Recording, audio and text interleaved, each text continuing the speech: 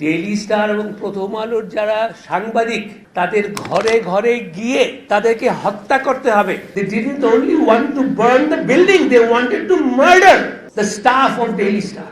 মত প্রকাশ তো অনেক দূর হয়ে গেছে, এখন বেঁচে থাকার অধিকারের ব্যাপারে এসে গেছে।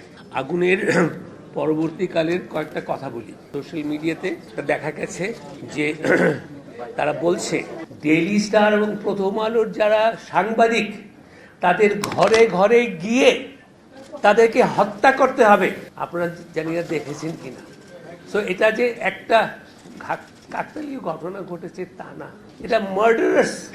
আরেকটা কথা বলতে চাই, প্রথম দিনে আমি এটা অত সচেতন ছিলাম না। আমার প্রায় 25-26 জন সহকর্মী তারা ছাদে আটকে পড়েছিলেন।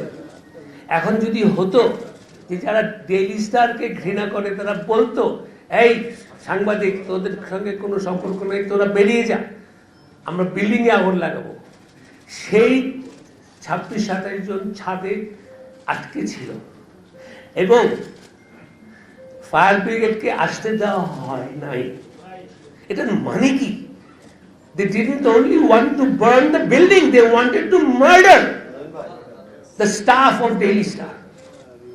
So we have entered, এটা ফখরুল ভাই খুব সুন্দরভাবে বললেন যে we have not only to just react, stand together, but we have to respond.